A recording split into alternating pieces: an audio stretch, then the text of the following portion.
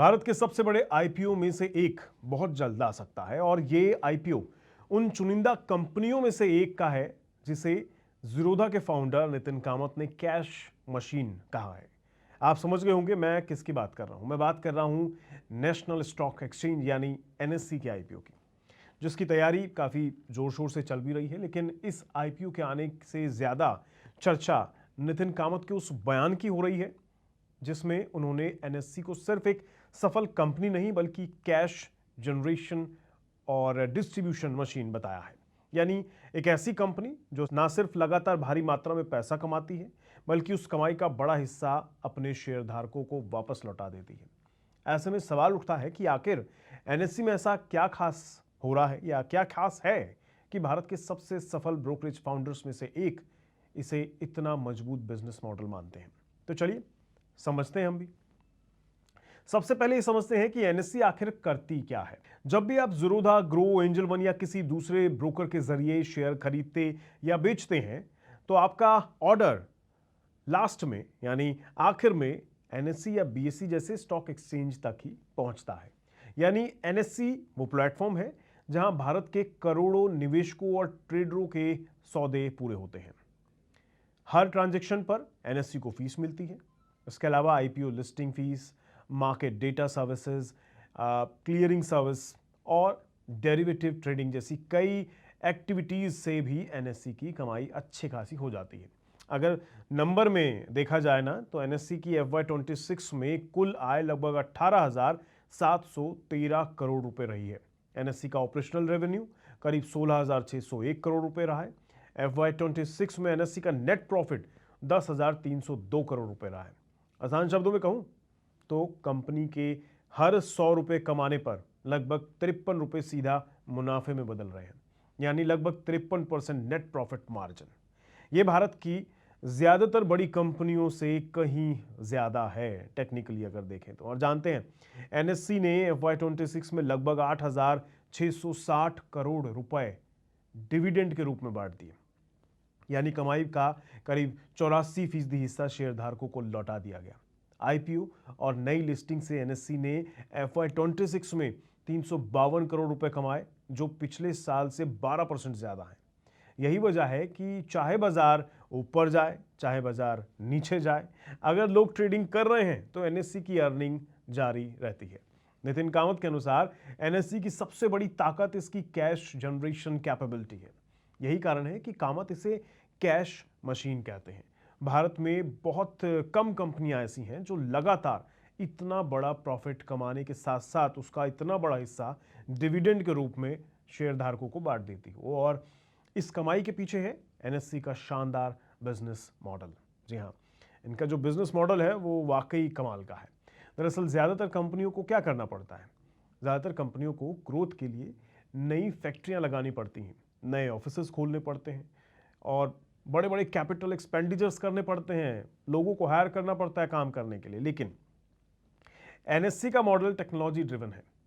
मतलब एक बार इंफ्रास्ट्रक्चर तैयार हो जाए तो ट्रांजैक्शन बढ़ने के साथ साथ रेवेन्यू तेजी से बढ़ सकता है, जबकि लागत उसी अनुपात में नहीं बढ़ती है। उदाहरण के तौर पर अगर देखें तो अगर आज 10 लाख लोग ट्रेडिंग कर रहे हैं और कुछ साल बाद ये संख्या 20 लाख हो जाती है तो एनएससी की कमाई में बड़ा इजाफा हो सकता है, लेकिन खर्च उतनी तेजी से नहीं बढ़ेगा। खर्च बढ़ेगा क्योंकि महंगाई बढ़ रही है उस हिसाब से, लेकिन उतना नहीं बढ़ेगा जितना ज्यादातर कंपनियों का बढ़ता है। यही वजह है कि एक्सचेंज बिजनेस को दुनिया के सबसे स्केलेबल बिजनेस मॉडल में गिना जाता है।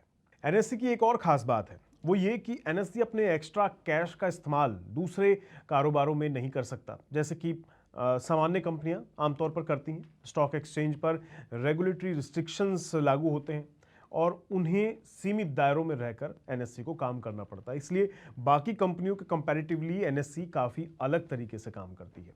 यही कारण है कि कंपनी के पास जो एक्स्ट्रा पैसा बचता है उसका बड़ा हिस्सा डिविडेंड के रूप में शेयरधारकों को पहुंचा दिया जाता है। यही वजह है कि एनएससी को एक ऐसी कंपनी माना जाता है जो नियमित रूप से कैश जनरेट करती है और उसे डिस्ट्रीब्यूट भी कर देती है। अगर एनएससी के आकार की बात की जाए तो ये सिर्फ भारत का सबसे बड़ा स्टॉक एक्सचेंज नहीं है, बल्कि भारतीय पूंजी बाजार की रीढ़ माना जाता है। वैसे दुनिया का तीसरे नंबर पर आता है ये स्टॉक एक्सचेंज। अपना इंडियन स्टॉक एक्सचेंज दुनिया में तीसरे नंबर पर है। कैश इक्विटी मार्केट में इसकी हिस्सेदारी लगभग 95% के आसपास बताई जाती है। एनएससी के कैश इक्विटी सेगमेंट में एवरेज डेली ट्रेडिंग यानी जो रोजाना की ट्रेडिंग है करीब 1 लाख करोड़ रुपए से ऊपर की होती है। और डेरिवेटिव सेगमेंट में भी इसका दबदबा बहुत ज़बरदस्त है। अगर आप डेरिवेटिव यानी एफएनओ सेगमेंट की बात करें तो एवरेज डेली टर्नओवर जो है यहाँ पर ट्रेडिंग का वो लगभग 4 लाख करोड़ से यानी 4 से 4.5 लाख करोड़ का रोज का बैठता है। इस लिहाज से देखें तो भारत में होने वाले ज़्यादातर शेयरों के सौदे एनएससी के जरिए ही पूरे होते हैं। यही मार्केट डोमिनेंस इसे बेहद मजबूत कॉम्पिटिटिव एडवांटेज देता है। अब बात करते हैं आईपीओ की, जिसकी वजह से सारी चर्चाएं हैं। बाजार में चर्चा है कि एनएससी का जो आईपीओ है भारत के इतिहास के सबसे बड़े आईपीओ में शामिल हो सकता है। क्यों? क्योंकि रिपोर्ट्स कहती हैं कि इसका जो संभावित आकार है यानी जो साइज है लगभग 30,000 करोड़ रुपए तक का बताया जा रहा है। अगर ऐसा ही होता है तो ये सिर्फ एक लिस्टिंग नहीं होगी बल्कि भारतीय कैपिटल मार्केट के इतिहास की सबसे इंपॉर्टेंट घटनाओं में से एक बन सकती है ये चीज। यही कारण है कि रिटेल इन्वेस्टर्स से लेकर इंस्टीट्यूशनल इन्वेस्टर्स तक सभी की नजर इस आईपीओ पर टिकी हुई है। हालांकि हर निवेश की तरह इसमें भी कुछ जोखिम मौजूद हैं।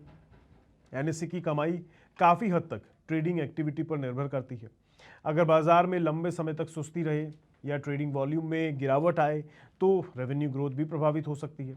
इसके अलावा एक्सचेंज बिजनेस पूरी तरह रेगुलेशन के दायरे में आता है, इसलिए सेबी और बाकी रेगुलेटरी बॉडीज के फैसले भी इसके भविष्य को प्रभावित कर सकते हैं। लेकिन इसके बावजूद एनएससी की मार्केट पोजीशन इतनी मजबूत है कि कई निवेशक इसे भारतीय वित्तीय बाजार के सबसे मजबूत व्यवसायों में से एक मानता है। यही वजह है कि नितिन कामत का बयान निवेशकों का ध्यान खींच रहा है। उनके मुताबिक एनएससी सिर्फ एक स्टॉक एक्सचेंज नहीं है बल्कि ऐसा बिजनेस है जो लगातार कैश जनरेट करता रहता है। और ये वाकई बड़ी बात है और उसे शेयर होल्डर्स तक बांटता है, ये ऊपर से सोने पे सुहागा वाली बात है।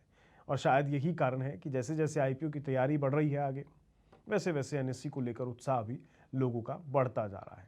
अब सबसे बड़ा सवाल यही है जो कि आपसे भी है कि एनएससी का शेयर बाजार में लिस्ट होगा तो क्या निवेशक इसे भारत की अगली बड़ी वेल्थ क्रिएशन अपॉर्चुनिटी के रूप में देखेंगे या फिर नहीं? इस बात का जवाब आपको देना है। कमेंट करके बताइए आपका क्या फैसला होगा एनएससी के आईपीओ पर। मुझे इंतजार रहेगा आपके कमेंट का। तब तक के लिए मुझे दीजिए इजाज़त। मैं मिलूंगा आपसे अगली वीडियो में। नमस्कार।